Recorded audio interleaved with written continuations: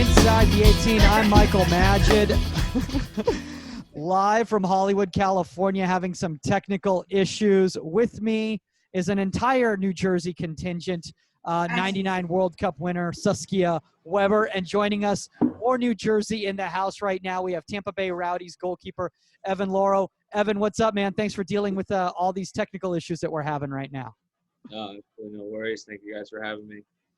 I mean, this is a little crazy, dude. I mean, it's been the last 14 minutes or whatever. And my favorite thing is Saskia goes, yeah, let's just get it going. Let's just get recording. Evan's getting bored already. He's got things to do. He's got people to see. So we're glad we're finally getting into this here. I'm honestly going to blame it again on the fires. I'm going to blame it on the fires. I'm going to blame it on 2020 in general. I think that's the issue that we're blame it on the debate. There we go. Oh, you want to blame it? You want to go there? Just blame it on the debate. You want to go there? We can definitely go there. Speaking of non-political issues, for some people out there, Evan, who might not be familiar with you and kind of your journey, kind of before we get into today's topic, which is going to be recovery steps. Why don't you kind of just kind of tell people a little bit about your journey? Growing up in Jersey in the Red Bull system, then playing for Red Bull as a homegrown, and then heading out to Tampa Bay. Yeah, so I joined the Red Bulls. Back then it was pre-academy because academy started at 16. But I joined the pre-academy when it was an under 14 age group, but I joined when I was 12. So I went to a couple of their, I guess you can call it camps, where it's like a once a week kind of thing. And I guess one of their keeper coaches there saw me and he's like, hey, like, I know you're not old enough, but we'd like to get you in and start just having you train with, because I was training with a travel team with sporadic goalkeeping training at its best. That's a great way to put it. Yeah. Maybe once every 2 weeks they would bring a guy in. But so I was fortunate enough to, be put in that environment when I was super young. And then luckily the keeper ahead of me went to residency. So then I kind of was just forced to start playing. So that actually worked out really well. But just being in that environment from an early age. And then when I was 15, I then got called to residency when it was my cycle and my year.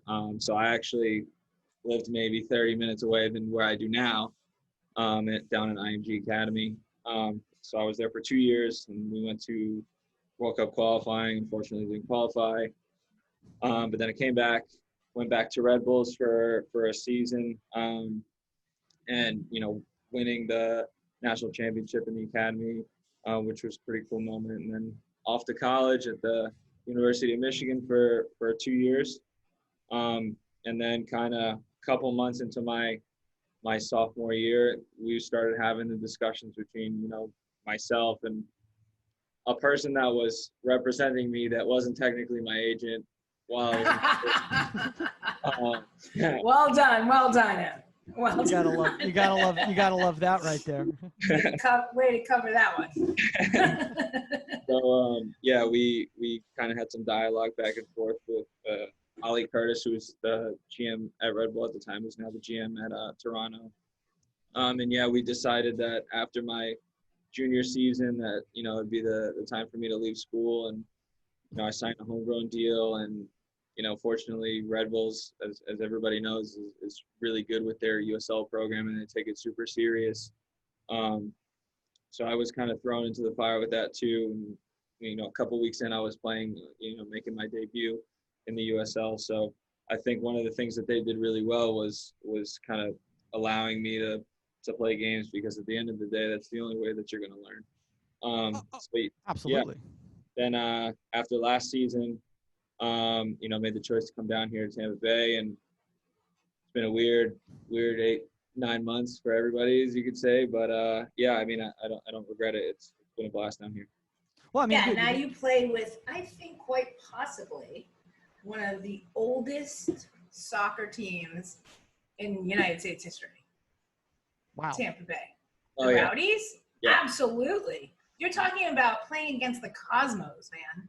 Yeah. No, trust me, I see all I'm like, on the wall, and I'm like, where is that?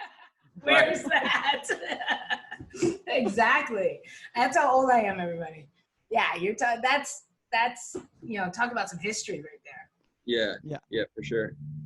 I mean that is actually one of the craziest things. I didn't even think about the fact is that the Rowdies organization has been through so many different incarnations, and to be kind of part of that lore, that history. I'm sure the funniest thing is like, oh, hold on a second, before we get into that, we have a big the czars on. Yeah. No, but seriously, think about it. You remember those old Rowdies uniforms with the stripes on them, with the green, all the craziness. I mean, I grew up with Tampa. I grew up with the Rowdies. Forget it.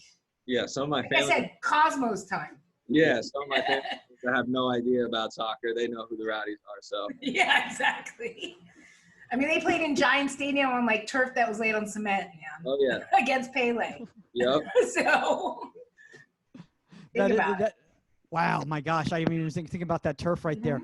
By the way, right now we have the most plain, ordinary Omar Zini background we've ever had before. So I don't even know how that's we sarcastic. I'm sorry, guys. I'm late today. I had to do a headshot for this thing, and then here we go. My grandpa does not know how to use a camera, so every time it takes a picture, it's all. Honestly, it's been a rough 20 minutes. Anyways, Evan, how you doing? Good. How you doing? Good, man. Good. Where are you? I'm in my house. No, I can't see you. I know. I have to turn it off. I need to eat my lunch. It's been a long day. I'm sorry. It's just like the voice from above. Oh my God! This episode is such a disaster. This is absolutely hilarious. I feel like we're not going to edit any of this out right now. All right, well, let's just get into today's topic, guys. Today's topic is going to be the recovery step.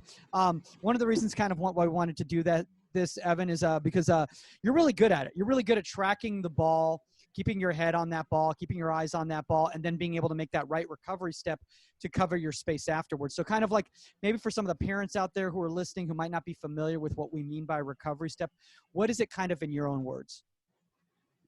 So to me, the way I look at a recovery step is especially as a keeper, there's a lot of unknowns and a lot of things change very quickly in terms of, when there's an initial shot, getting, there's a rebound, it's out 5-10 yards outside of the goal. There's a lot of information that you need to take in. And at least for me, I like to look at myself as a percentages guy.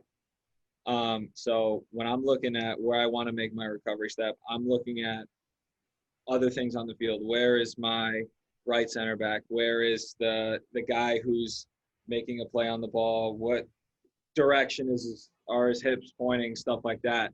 So I think I don't want to sit here and say that there's like a specific way to do it, but I think you need to, play the percentages. And at the end of the day, I think goalkeeping is a lot of percentages. So, taking all that information in, but just being able to kind of recover and give yourself the best chance to save the second shot as much as possible, if that makes sense. No, I mean, it makes complete sense, and Saskia, I think, one of the things that we've always spoken about, and Omar, who's the voice from above, if you want to chime in as well too, feel free while you're eating your lunch, is that, there is no one way to do it. It's about finding what works for your body and how your shape goes and, and what shape you ended up with in the first place, on the rebound, because that's going to kind of determine your recovery too, right? Well, it's also incredibly situational as far as pressure on the ball goes, and everything. There's not just one way to handle it. We keep coming back to that. It's just like a constant theme here. The days of my way or the highway are over, and so especially with a recovery step, it depends on the keeper, their abilities. It depends on the pressure on the ball, where the ball is, everything. There's so many situations in it. You can't just teach it one way. No, if this happens, is what you do. That's totally different. Yeah, no, I think you brought up a good point in regards to the situational thing, because I think that's one of the issues I think that happens a lot of times when it comes to youth coaching is we've talked about it before on the show, Evan, is a lot of it is conceptual, and they're just putting the kids through the same scenario over and over again. And then they get in the game, and obviously yourself as a seasoned pro, you can attest for this. Each situation is completely different. So if you just train one scenario, you're going to get lost in that game. Right. Yeah. At least for me, like, especially seeing younger keepers and with, just helping out in trainings and just watching games. Even this applies to some keepers, especially in my league. I always see that there's a tendency to teach, okay, there's one shot, you've deflected it or it's been blocked or whatever, get back in the middle, set perfectly, and you'll be able to react. To me, I just think that's not very practical. It's not.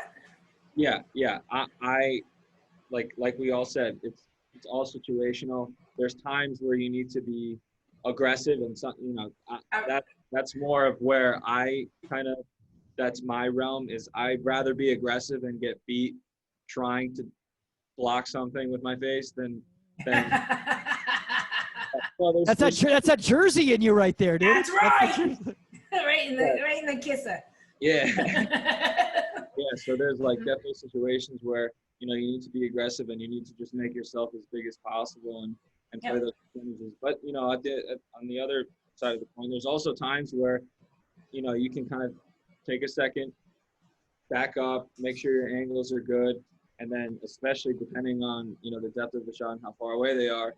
At least for me, if they're close enough, I'm like, all right, if it's on the ground, I'm saving it with my feet. I'm not going to get down there with my hands, because otherwise, if I'm down there with my hands, I'm not going to get anything hit high. So especially if it's a super close shot. So that's a whole nother conversation. Yeah, it's also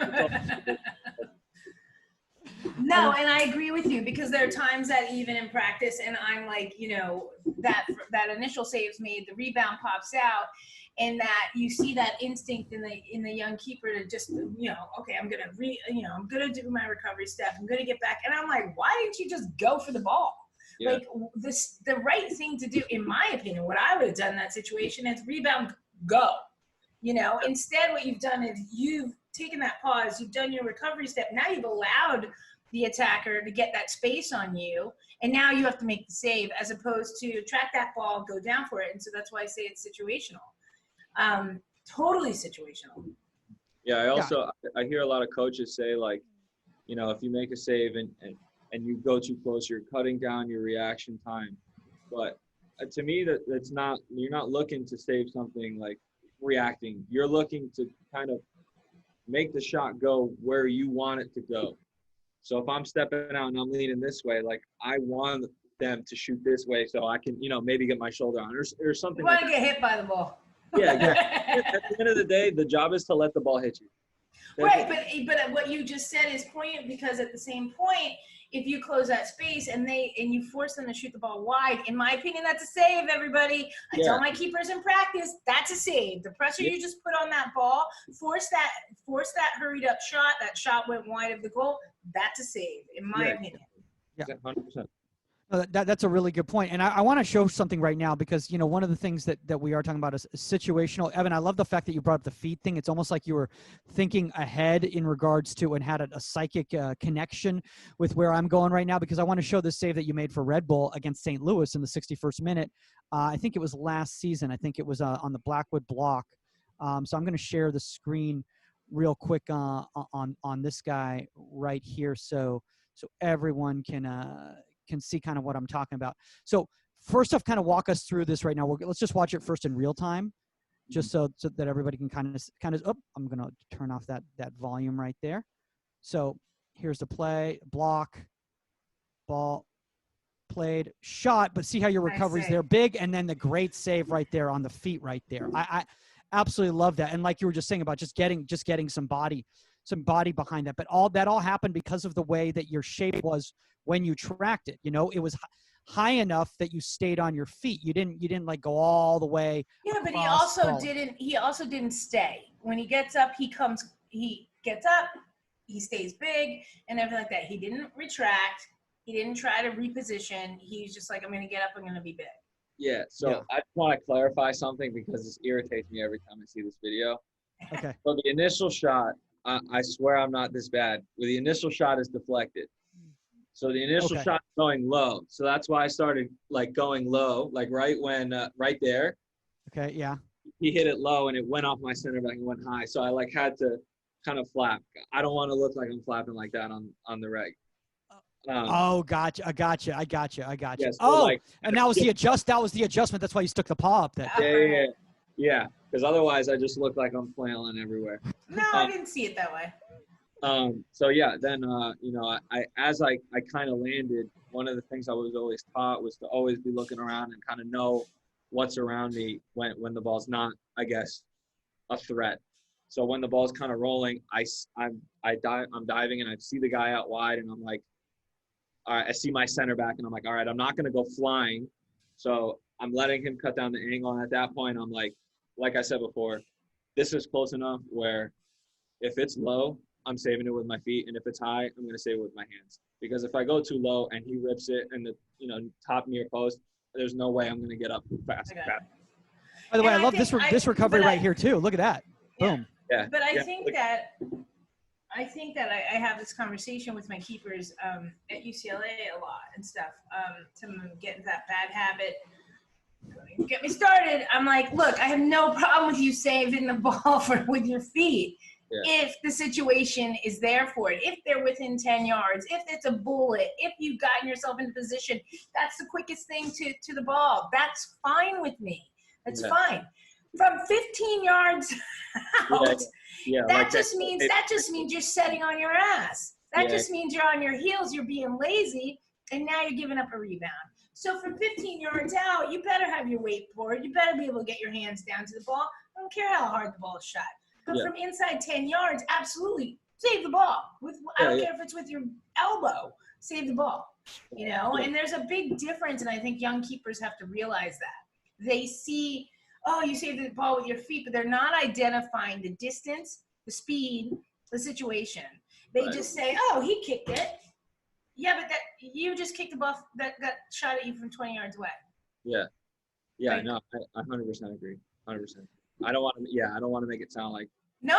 I thought it was great, and I think it's a perfect example of when to save the ball with your feet. Yeah. I want to say this, Evan. By the way, I will say this though, and I know that you're your harshest critic because we're all our harshest critics. So I appreciate the fact that you're willing to go that direction. Omar's harshest critic. Well, everybody's Omar's harshest critic right now. I just want to know what he's eating a sandwich. I kind of want to know too.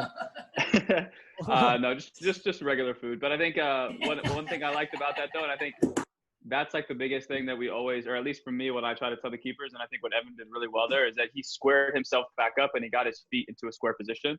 I'm looking right now for a Peter Schmeichel video that I posted a few days ago, but he made a save centrally, he got back up, and then he literally squared his feet up quickly, and then from there was shoulder width towards the ball, and then from there, at least now we can attack those lateral lines. And I think if you watch how it was such a scattered play, it was so quick, but it was just that ability to get to your position.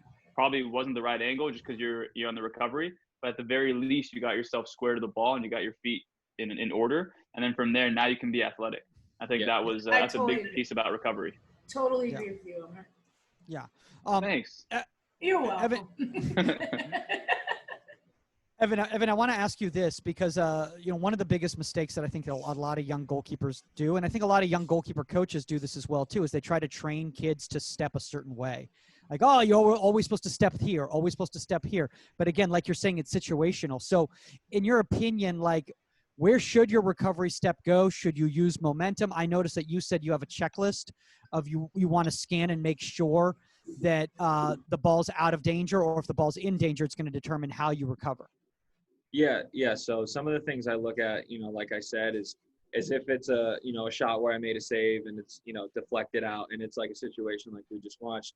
Yeah, initially I'm naturally more of an aggressive keeper where I like to go.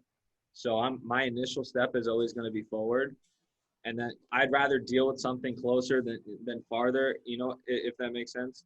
And then when I'm taking that initial step, like in the clip that we just saw, for instance, I know I didn't do it there, but what I like to do is, especially if the ball's not on somebody's feet or not, an imminent threat, if it's that wide, I like to look across the goal to see if, like, okay, this guy's making a run in the box. Like, is he going to fizz it across? Can I get the cross? Or can I, kind of read the player on the outside? Is he going to cross it? And if he is, I'm taking a little shuffle to the left so that when he does, make the impact of the ball to cross it, I can get there and fling myself open and make myself as big as possible.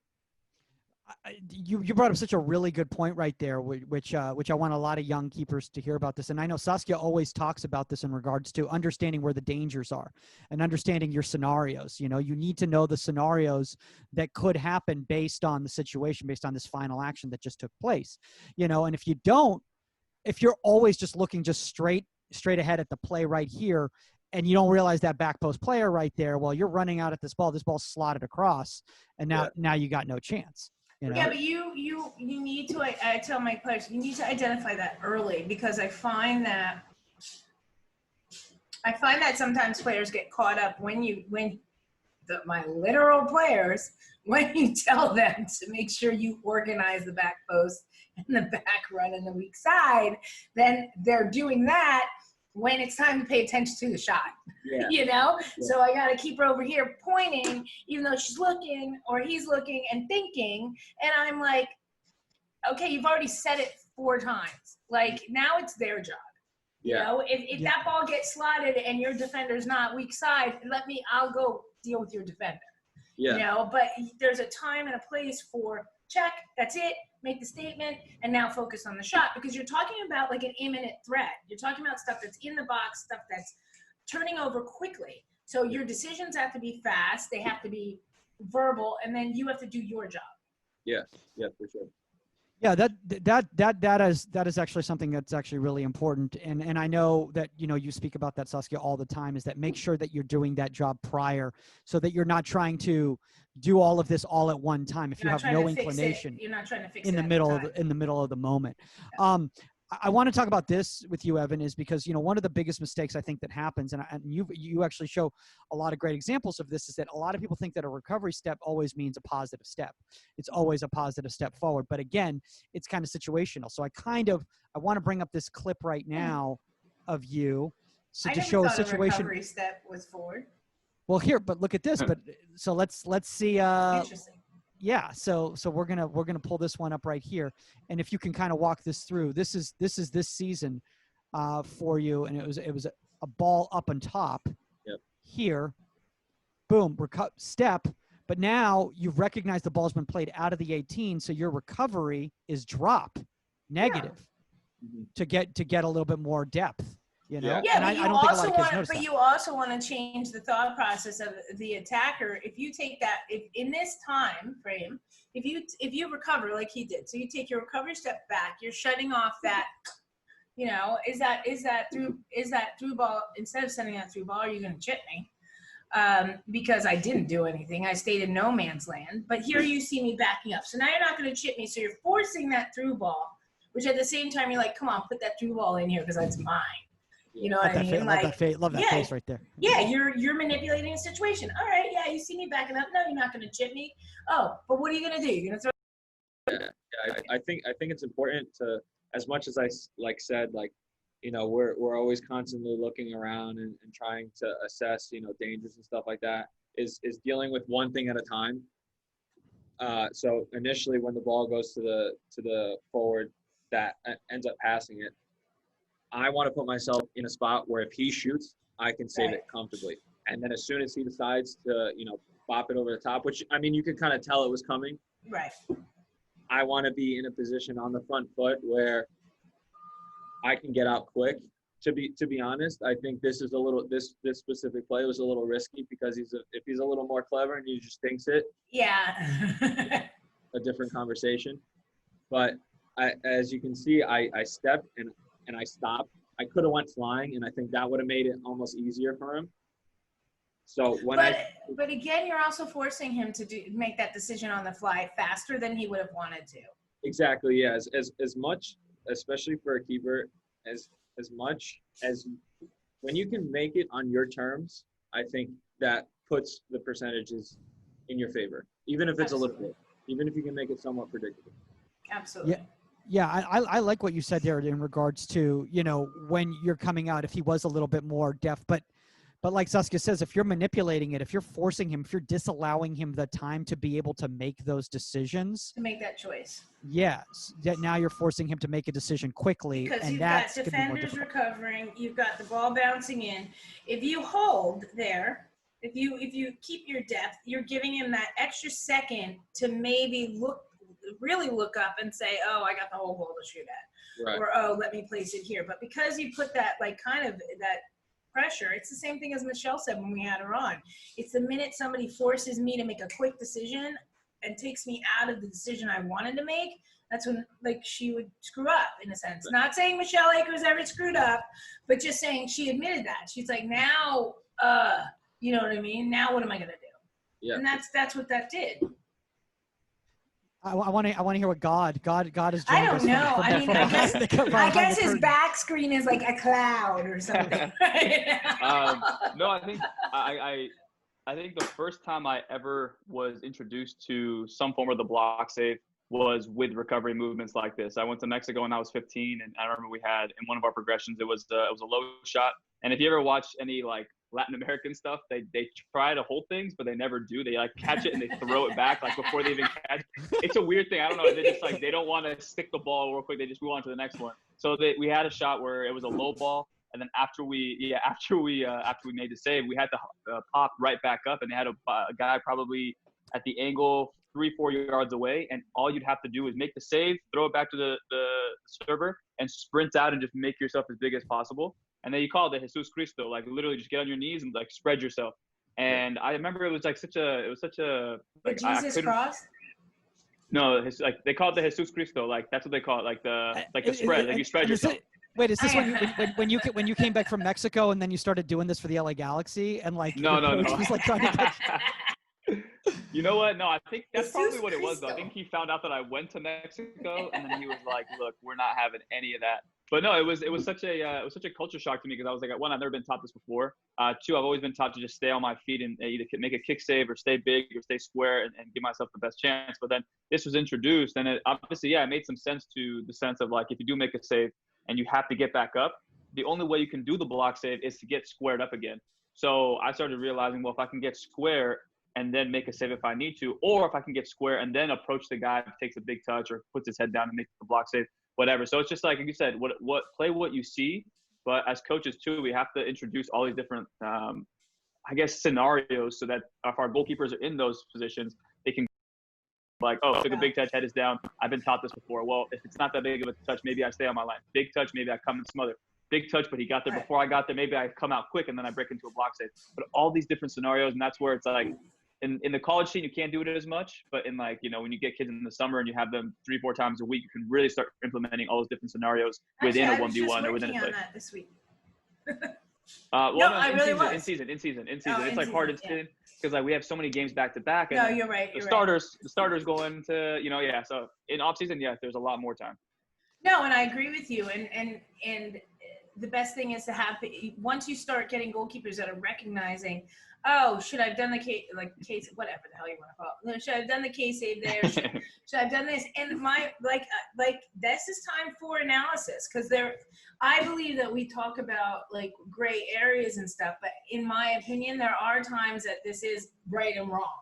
Like, no, you in your mind were going out to just make yourself big and do a block, when in reality, that was more your ball than their ball. And had you gone down, hands to the ball first, the ball would be in your hands right now. But instead, you come up, you slow yourself down, you're like, I'm going to do a case save, or I'm going to do a block. And I'm like, well, why don't you just go on that one? And then there are other times I'm like, where are you running to? Like, so I think that to teach every aspect and to try kind of put that in your toolbox is great, but you gotta see it and see it and see it, because every situation is different. Well, think about it too. Think about it from like a coach's or from a kid's perspective, right? If you're spoon feeding them the exact same like stale technique, which is that block save over and over and over, and they're only seeing that same picture, who's at fault if that's all they do? You know what I mean? Who's at fault if they continue to default in a game? Is it them or is it us as coaches? It's most likely us, because we're only showing them one picture and that's all they know. So when I remember I took some math tests and I knew one equation from like week 1, and I was on like week 8 and I didn't study for a test. I'm like, you know what? This is the same setup. Let me plug that equation and see if I can do it. And yeah, then I was like, yeah, of course, my teacher one time asked me, hey, did you take this test in pen? Because the Scantron did not pick up many of your answers, or you just didn't know anything. And I was like, no, I took it in pencil and I did not know anything, and I will take my F and I will walk away. But in that scenario, it's like a very similar thing where if we only show them one thing, or only show them one way of recovery, or we talk about even in training sometimes, right, Saskia? Like it's that recovery ball of, if you're in a one-on-one session as a coach, do they make a save and that ball trickles away and they're done? They don't get up and work on the recovery movement. It's like, no, you have to finish the save. And again, it's just those little habits and triggers that we set up in training sessions that allow our goalkeepers to do it automatically. And once they do it automatically, then from there, they've either messed up in training and they know what to do in the game, or they've done it right in training and now they know what to do in the game. Right, and I hate that when, you see goalkeepers in training and wherever they've come from, and they're like, they'll give up a rebound, they're like, oh man, I should have held on to the ball. I'm like, well, the ball's still right there. You know what I mean? Like, it's still right there. So add in, your other goalkeepers, any rebounds live, finish it, blow them into the back of the net. And then it becomes second nature. And then that forces those decisions. Well, how far away with the rest of the rebound? What do I do on it and stuff? And that's like training within training. Yeah. Yeah. I want to bring this up right now, and Evan, feel free to chime in anytime, because otherwise Saskia and Omar will continue talking. I'm sorry. No, it's all good. I feel like it was like watching First Take with Omar and Saskia. So it was like it was solid there, but it was a little bit more educational than First Take. That would just be two people yelling at each other. It'd be like a lot like the debates. Or did I just do that? Okay, it's a good thing we're not live. Anyway, I want to bring this up right here because this is a perfect example of recovery on that second ball, and how your recovery step after the smother right here, Evan. So, boom, as you get down first off, hands first, you got some contact with that ball. Look at your checklist. You see where that player is right there. You recognize he's still a danger. So you get right back up and you go pounce on that ball right there. Kind of walk us through kind of the thinking right here. Yeah. So if I remember right, I think this was it was our attacking corner and it got cleared, and it was kind of just just a classic counter. And I'm telling my center back, just force him one way, either way. Honestly, I don't have a preference. In this situation, this is he did exactly what I wanted him to do. And then once number 16 Derek Costas takes a touch, I'm set, and I see him take another touch, and the ball's not super close to his foot, so I can take another yard. And then as he takes another touch, I can take another yard, and then he goes to take the big touch because my center back closed his space. And as soon as he takes the big touch, I kind of see a little window where I can either get my hands to the ball, or we both. And what ended up happening is I think he went to shoot it and my hands hit the ball at the same time. So we kind of just both canceled each other out. And then, like we said, it popped out, and I looked at the player and I didn't know where the ball was at first. So I was like, okay, look at the guy. Where's he looking? Does he have the ball? All this stuff. And then I turned around and it was right there. And then it was just like a mad race to the ball. You identify it right there. Boom. Like you're okay. Yeah. There it is. And then that's when you pounce right on it. I was nervous for a split second. I didn't know if it went over. I didn't know anything. But yeah, and then just like we said, it's the same thing in training. And the only way you're going to learn this is if you make it as live as possible. At least for us, if you give up a rebound, it's getting buried. There's no, oh, sorry, I didn't catch it. There's no, oh, let me shoot the rebound at your hand so you can catch it. It's if you give up a rebound in the game, they're not going to shoot it at your hand. So we try to make it as live as possible. I think a great thing that you brought up that we don't talk about is when you move, right? So we don't talk about that so much. You're just like, oh, recovery step or something like that. The bottom line is when. When do you move, right? So it's absolutely 100% right. He took a touch when the ball isn't in his bubble and in no danger in a sense. In that it's that fast, I'm going to take a yard, right? He takes another touch, I'm going to take a yard. He takes a long touch, now I know that I can take 2 yards and get my hands down, and now I can smother it. And it's, I find that in training a lot is that a lot of young goalkeepers, they're in shell shock. Here comes the through ball, or here comes a long dribble, and I'm going to wait until the ball is back on the player's foot. Now I'm going to move, right? Yeah. When do you move? You move when the ball is in between. You move when the through ball is going and nobody can touch it. You move when they take a long touch and they have to catch up to it because there's no danger there. And that's when you steal your yards. And I think that's something that we don't talk about that much here. And I think that was awesome that you explained it that way, because I know that I'm constantly trying to explain that, and I watch even at the highest level, here comes that through ball, or here comes, that pass. And you waited, that pass went 25 yards. Yeah. And you waited and you didn't move a yard, right? And now it's on their foot, and now you're going to make up for the fact that, they have the ball, and now they're coming at me, so now I'm going to come at them. I'm like, what happened to traveling during that 25 yards? Figuring it out then, So I thought that was, I totally agree. Omar's got something he wants to share right now, so I'm gonna let him share this. I guess we'll let him share this. Let's see what. No, here. this is like exactly the drill that I was supposed to be working on. This is Peter Schmeichel. Hold on, let me just make it bigger. Oh God, this is the quality of like Saskia's type videos. Or is there a Saskia clip coming up too? So no, mine is on 8 millimeter. Damn. That's pretty much what we're working on. Is like getting. Let me see if I can slow it down. Michael and I are like the same age, so. I pressed the wrong button. What quality is this, dude? It's not HD. This is not HD. That is for sure. We'll go there. Okay. So you can see as he makes a save, he gets up, at least gets square. But then, in today's game, would coaches be okay with that? I don't know. But again, it's Peter Schmeichel. He has an advantage of being, he wore like a quadruple XL jersey. So I think he has way big of a frame than I do. So once he's able to get back up here, at the very least, he gets square. But then this is when I was taught that block save for the first time. Just come and get as big as you possibly can when that shot is being hit from like 5-6 yards away. And like you said earlier, just like some people run away from the ball. Like I think right now, look, what if he had stopped? So let's put it that exactly. way. What if he like Evan said earlier? What if he stayed dead? Yeah. What if he's in no man's land? Yeah, 100%. He's in no man's land. But also on the other hand, what if this guy scores this rebound, or he chips it over his head, or he takes a touch down the line and slots it in because he just came out so heavy-footed, or he came out so quick. I think that there's always a what if. There's always a what if, but I think the worst what if is no man's land. So had he just gotten up, again, triple XL jersey, it's Peter Schmeichel. Probably not that easy to chip him, but if this is what he committed to, granted, I think you can change your mind, but commit to it. Don't just get up and be like, oh, should I have backtracked or should I have gone forward? Now you're in the middle of nowhere. That's the one thing, Evan. Yeah, go ahead.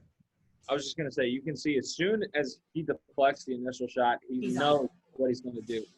I think the worst thing you could do is make a decision late. I think absolutely whether he gets up and does what he does, or he gets up and even if he takes a step back to kind of give himself an angle, whatever it is, I think if you make the decision early, it's better than like you said, being in no man's land. Like that's just no decision. Yeah. What should I have done?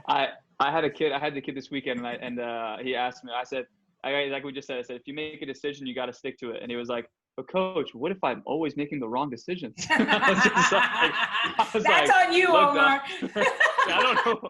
I don't know what to tell you, but just if your parents ask, you tell them I've been telling you what to do right, and and you keep doing it wrong. You keep doing it. Oh my gosh, Evan, I got a question for you. Omar, what if I keep making the wrong?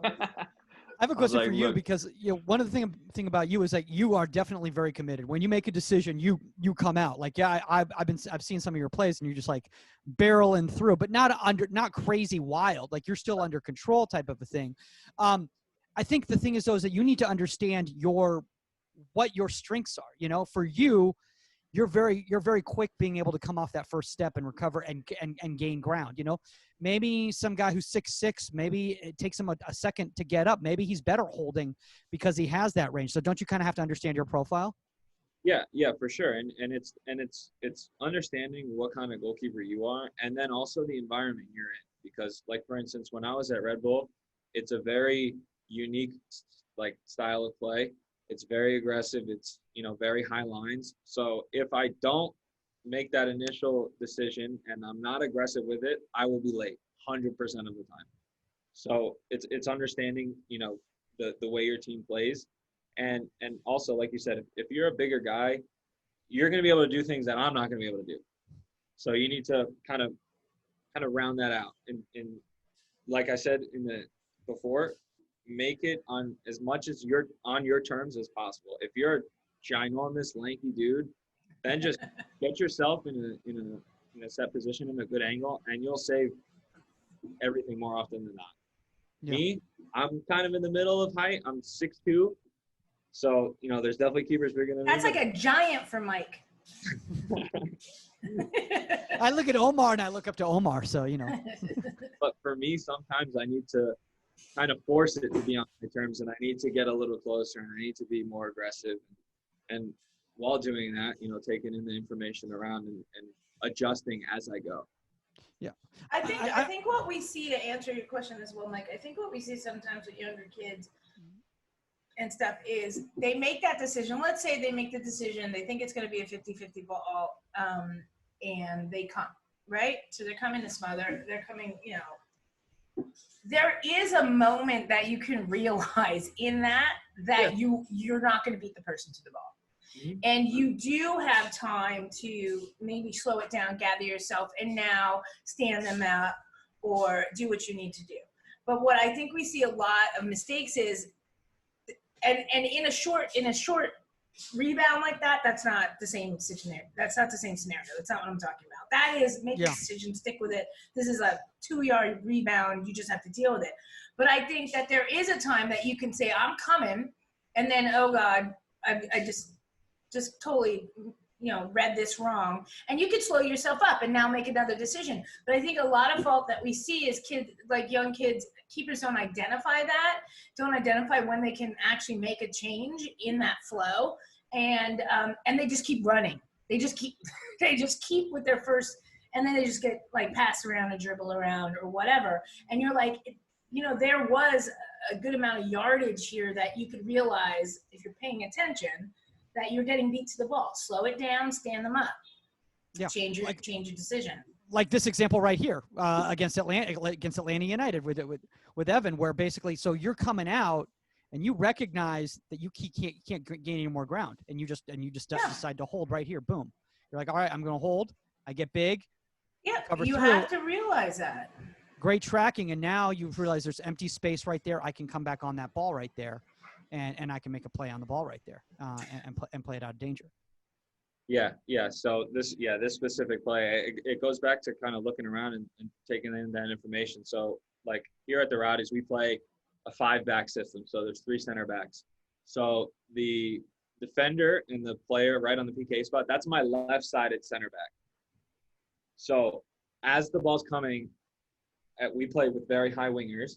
So as the ball's coming, I see the guy who ends up collecting the ball, and I see there's no one around him, and I see our whole team is on the side of the field where the ball just came from. So you're the defender. Yeah, exactly. You have to. He's got a free reign, and it was a little rainy that day, so I was pretty confident he was going to take a touch, and at that point, I think if he takes a touch and I kind of just set right there, but you're already moving. That's my point. Well, yeah, exactly. Like if I just stop right there or don't move and take that initial step, I think I give them so much of the goal. Mm-hmm. So in my opinion, I just wanted to get out and be as big as possible. And also seeing the defender coming behind him. Getting your back.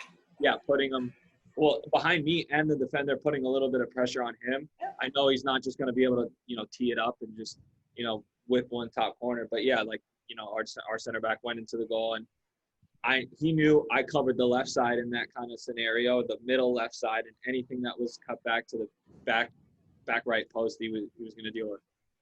No, I had that conversation the other day to one of my keepers, and I just said, she's like, well, should I punch them in so they can come? I'm like, you're the cover.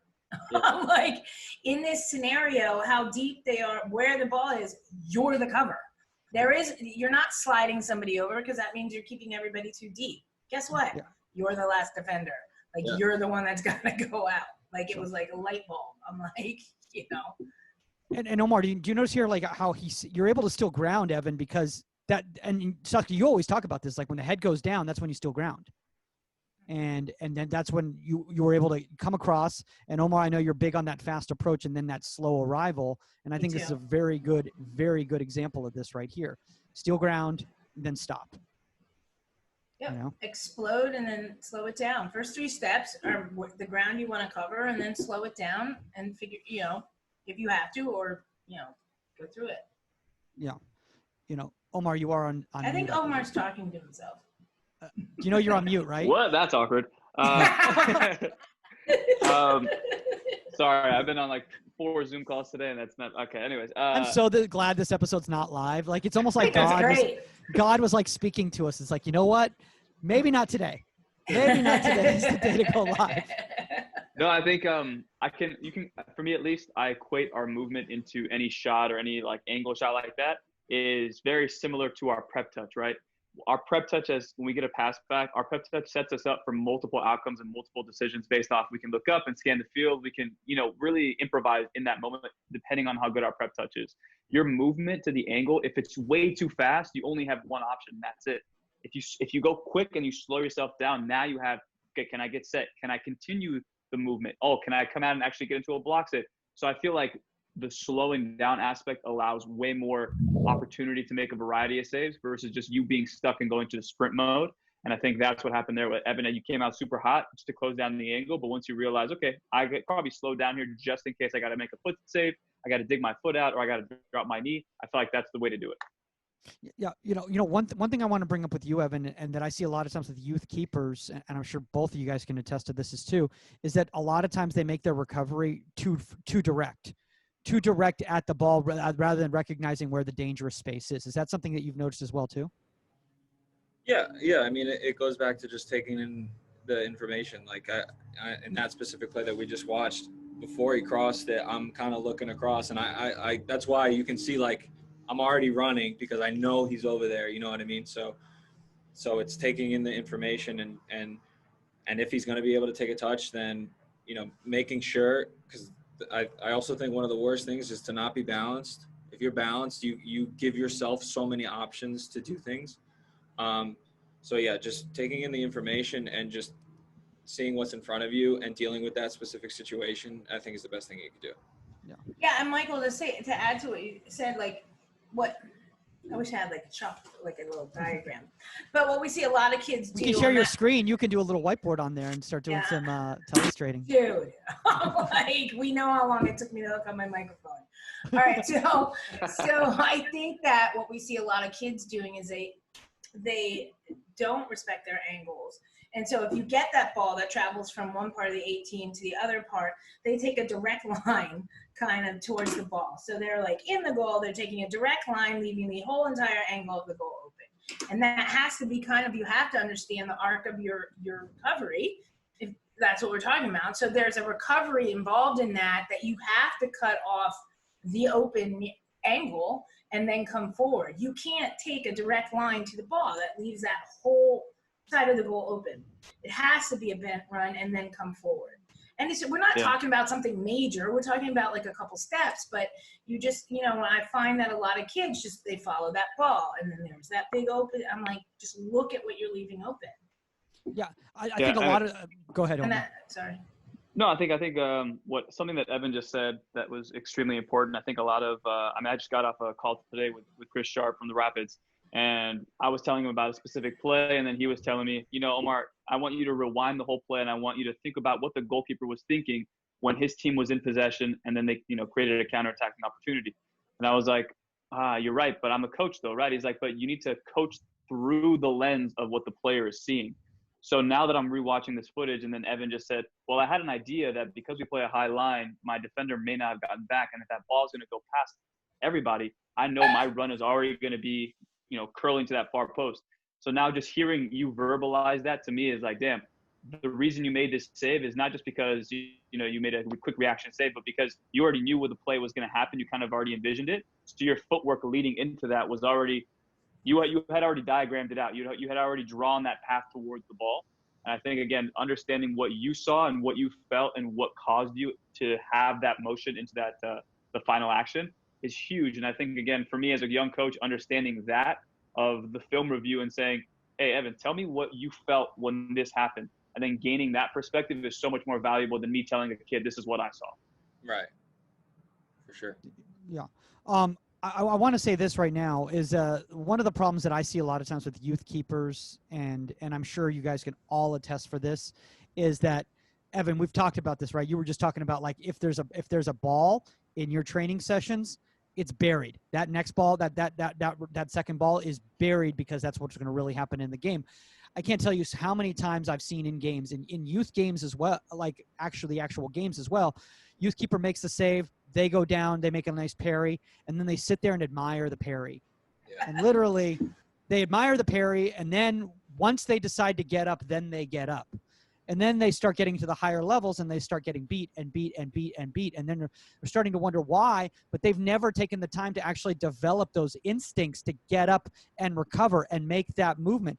Do you think a lot of that is just because they're so used to just being flat and not planting quickly and getting back up? Or do you think it's more of a mental thing?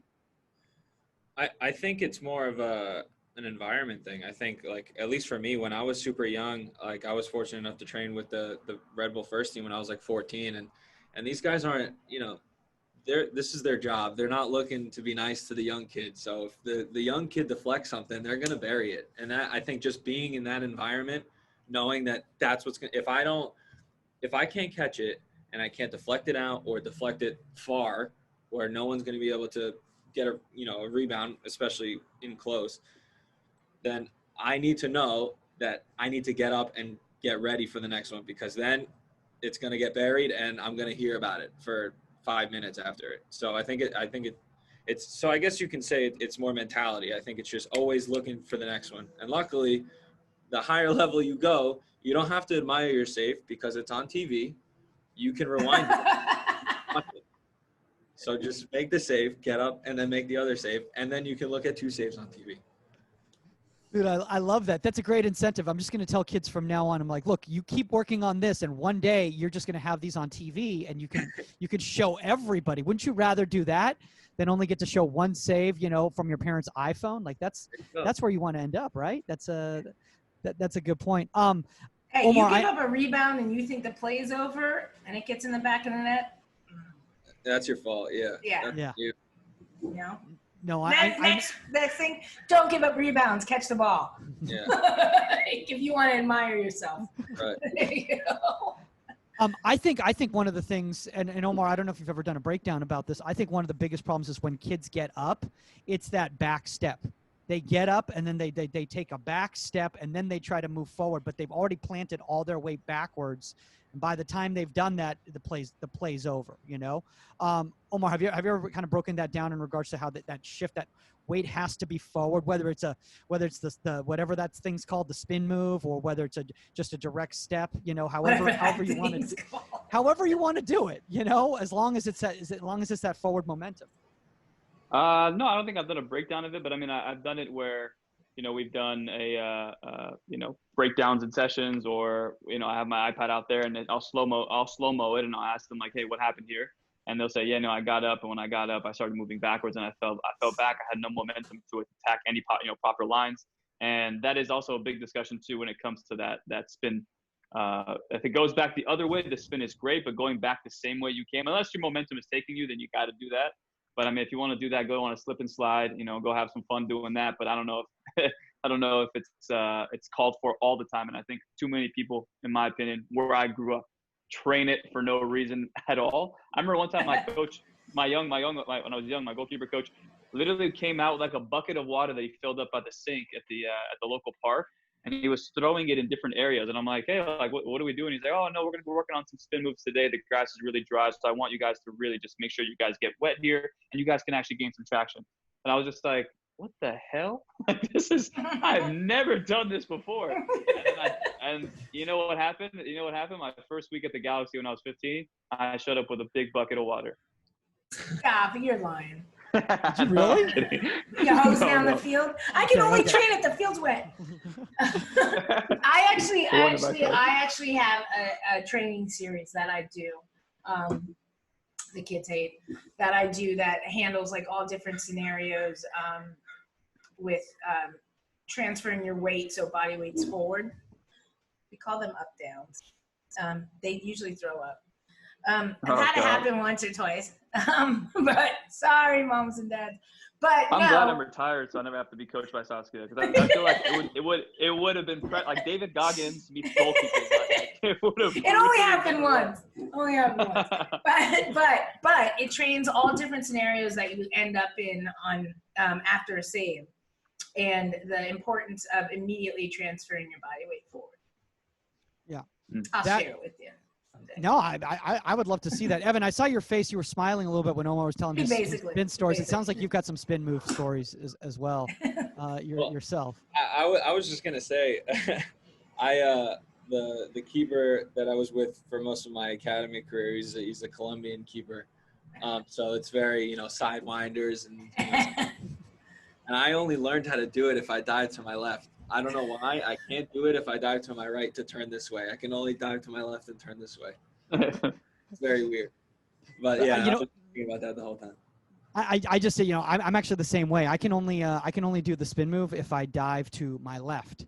I can't do it. I can't do it to my right. Yeah. To my right. Well, at this point, if I dive, it takes me about 5 minutes to get back up. So, so whatever move works. I'm usually like, hey, Mike, can you help me up here? Here's another thing, Evan, and I want you to talk about this right now so that a lot of the young kids here at the pro level, why it's so important that they don't put their hands down when they take their recovery step, because it's one of my biggest pet peeves. I'm like, dude, why are you getting on all fours and putting your hands on the ground and then doing a push-up to get back up off the ground, and it's taking 5 seconds. Saskia's looking at me. He's like, I don't know what kids you're training, but exactly what I was gonna say, but I can't say that because I do. But you know what I'm talking about. The hand plant, right? Yeah. Why don't you just say how that core strength is so important to get up quickly? Yeah, I mean, it's funny that we brought this up, because even with the taking a step back, I had an issue with this like 2 years ago where my first step would always be backwards. But what the keeper coach at Red Bull, Preston Burpo, he really worked with me and the strength coaches, and it's all about, being balanced and core stability. And I'm okay necessarily if you dive and you like use your left arm to get up. Like, I'm not one of those where you need to like dive and then get up with no hands. Like, whatever gets you up quick. But for me, I just think the whole planting the hands thing isn't very efficient, because especially both. Like, if you put one, okay, I can live with that. But it's also, it's core strength, it's arm strength. It's just trying to get yourself up to be as balanced as quickly as possible. And that all goes down to strength and conditioning and just being able to, your keeper coach address it when preferably when you're young and not when I was 22 when we were doing this. So it was a lot harder to break. But yeah, it's all kind of core strength and stability and just being able to put yourself in the best position to make that second save or whatever it is. I was doing V-sits yesterday in the gym. Well, by gym, I mean like, my room, but in the gym. And I was recognizing, I was like, oh my gosh, like how much stronger my core used to be when I was doing this consistently over and over again, and how important it is to do those types of activities. And Saskia, when you were talking about like those, what are they called? The up downs? Is that what you're calling them? My up downs? Yeah, your up downs. That's so vital. They need to be able to have that strength. And the more you do that, it becomes that neuromuscular response becomes there because it's muscle memory. And now when they get up, it's so easy for them to do it. It's effortless. It's not a chore anymore. Right. And there's certain things that are repetition, like, and it sounds crazy for people, but it has to become second nature. Like you can't not train this. Like, whatever situation you end up, on your butt, you end up on your right side, you end up on your left side, you end up on your stomach, you end up whatever. How are you going to get up from this situation quickly, transfer your weight, always body weight forward, balls to your feet? How are you going to do that most efficiently as possible? And I could tell you, and we could do a couple drills, or I can just like hammer it into you. And like, I don't, it's not something I punish the kids with or anything like that. Guys, I'm a really nice person, right? Mm-hmm. But it's something that these are like repetitive things that I put in the same category as core work, as handling the ball. Like when you say go hit 100 volleys off the wall, and like, these are repetitive things that have to become second nature, so that it's like, oh, I'm in this situation, I'm up, I'm ready to go, my body weight's forward. Yeah. No, I mean, that's a really good point. Omar, I want to ask you this because, from a coaching standpoint, when you're working with all these youth players right now, what are some of the coaching points that you need to look at when you're observing players getting beat consistently on recovery? Is it the body weight issue? As Evan was talking about the mentality, what are the specific things that you would specifically tell coaches to look for? I think most of the time it just needs to be like drilled in at a young age. I think that's, again, I'm like scarred since I was a kid. I had this coach one time. I have these weird coaches, but this coach literally was like, you know what, Omar, you're going to be a great We just need goalkeeper. to have all your coaches on a show one day. Oh my God, it would be horrible. That would be awful. But yeah, well, my coach literally was just like, Omar, you're going to be great, man, but you just got to get rid of this belly fat. And he like literally put like 2-finger grabbed my fat, and I was like, what the hell? Like, this is weird. Oh, then, welcome to college as a woman. Yeah. Oh, they do that? And then it became illegal. Oh. Are you wait, Saskia? Are you serious? Absolutely. Come in after summer, come into preseason, And do you want to see what I look like in college? And I was still getting pinched. Okay. Wow. Yeah. Jesus. Nothing was good enough. Are you kidding me? Sorry, Charlie, but I'll never forget you pinching my sides, telling me I wasn't fit. I guess that was the old BMI like index. You know that they usually have little clampers. Right. But anyways, he told me, so back to the point, he told me that, he's like, as long as you have a strong core, you're going to be really, really a really good goalkeeper because that's going to help you get up.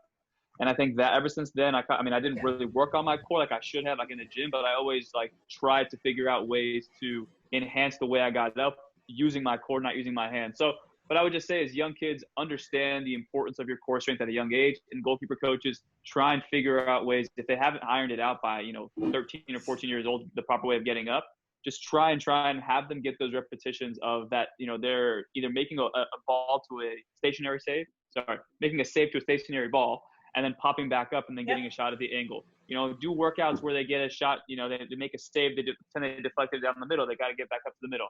Made a save to the left, they got to get back up to the angle. Made a save, they have to get back up to the opposite side. So just getting those repetitions is all I would say, is making sure they get that stuff honed in on.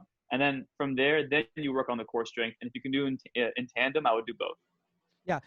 Evan, as we start wrapping up right now, I want to ask you, what activities did you do with Preston that really kind of, I don't want to say that they were game changers, but like that they adjusted the deficiencies that you were having? Saskia, stop putting that. I feel I'm depressed about my body shape. You think that was me? How do you think I feel now? I think it was mostly just him identifying it, because there was things that I didn't even realize. Like for instance, with the back step, I didn't realize that I would take a back step to go forward. It was almost like I was like loading to go forward, and it ended up giving me like being a half second late sometimes. So I think just him addressing it. And then in game situations, now I'm thinking about it. And yeah, all right, initially, like, it was a bit of an adjustment period. I would do it sometimes. I wouldn't do it other times. I'd be thinking about it and I mess up sometimes. But I think just him just encouraging me as much as possible to try to just beat that out of me, and just taking reps and reps. And, like you said, just reps and reps and reps. Nothing beats game realistic live reps. So putting me in situations where, it'll just be with the keepers, but it'll be like, take a volley, take a shot to hands, and then like the ball will be on the left side. You got to go take the angle and they pass it across, and then you get the shot. So it's like that initial movement is you're always moving forward, or, maybe setting up like a pile of balls like 30 yards out and playing a through ball, and your first step has to be forward. So you're always leaning forward, just little things like that. Yeah. No, and I agree with you, because I think putting that movement in, like goalkeeper coaches or anybody has to get away from that stagnant stuff. So putting that movement in, even if it's a slight movement, watching how is your keeper setting on their heels? Is your keeper, are they timing that movement right, turning their head, seeing where the ball is going to end up, not following the path of the ball. So they're getting there with their eyes early, so they know the set, instead of be setting out of position and still moving. And how are they setting? Is their core solid? Is their body weight forward? But if you just do stagnant stuff, you're never going to know that. Then they get in the game, they can follow the ball across, and the ball's in the back of the net, and they're on their butt. and you're asking why. Yeah, I think you guys both brought up this, the number one thing is that these need to be realistic reps. These need to be in game situations. Otherwise, it's never going to happen. But you have to have that core strength developed too. Well, guys, first off, thanks for dealing with all the technical difficulties because this has been a little bit crazy. At least it wasn't someone 8 hours ahead in time, like a couple weeks ago when we had Evan. A couple weeks ago, we had somebody in the UK who came on, and we were having trouble with the thing, and it was already like 11 o'clock or 11:30 at night for them. Wow, I felt so bad, and I'm like, all right, well, we're just gonna share this later on a watch party on Facebook. He's like, yeah, I'll be asleep for that, but I'll see when I wake up in the morning. Before we get going, Evan, if anybody out there, they want to connect with you. By the way, shout out to who's it, Nelson Lucindo, who did those photos or whatever. Fire pictures. Oh my God, dude! You have to, Omar. You got to get this photographer, dude. This guy, Saskia. I know you guys have high level people at UCLA and Angel City and stuff, but this guy did some amazing work. These Evan shots that you sent me, and I was like, the funniest thing is the guy reaches out and he's like, hey, those pictures aren't bad on them. I'm like, dude, I'm so glad you reached out because I wanted to give you credit for your pictures. Right on. Honestly, Evan, sometimes we get people they're like, hey, if you can send us some pictures, and it's like, you guys have seen it before. It's like the grainiest thing. It's like they're way over in the corner over there, and I'm like, did you shoot this yourself today at practice? Like, what is this? Exactly. But this guy's legit. He does it all the time for all you guys? Yeah. Every home game he's usually there. So yeah, he's a beast. Wow. Yeah, we got a couple people that are really talented. So yeah, pretty fortunate. We get the Dropbox thing the next morning, and they're all in Instagram. So. well, we told him we'd give him a shout out. So if anybody wants to reach out to you, where's the best place to connect? On Instagram, my Instagram's at EvanLouro1, and Twitter at EvanLouro123. I made it really well. It was like 2012 when I made it, and I was just everyone else had it, and then it was the only thing that would let me make it. So that's hilarious. I love how people have like their old accounts from like back in the day, still from like what they made when they were like 12 and stuff like that, and they're like AOL. Okay. I don't have mine anymore. I have a rocket. I don't even know what that is. Oh my God, that's hilarious. Hey, Omar, what was your AIM name? Oh man, not good. It was not funny. I can't even say it. It was it was horrible. It was not good. It was like cancellation type situation nowadays. No, it was just like a Spanish word that I used once, and it just was not. It's like it hasn't aged well. Put it that way. Oh God. boy. Okay, we'll talk about it off air. Yeah, we know where we're going with that one right there. No, it's like how they yell it in games. No, Yeah, okay. we're aware of the word you're talking about. We got it. Anyways. All right. Well, if you guys want to know any more slurs that have been canceled, where's the best? You can reach out to Omar Zini at ProGK Academy _ on all social media, at Saskia _ Weber on all social medias. Shout out to Angel City, by the way. Today's National Podcast Day, and they shouted us out today. That was very, very awesome of them. Appreciate the kind words regarding the work that we're doing out there. Contact at Inside the 18. That's the number 18media.com with a guest suggestion or topic suggestion, or at Goalkeeper Podcast. All right, guys, that's all the time on Inside the 18, and we are out later.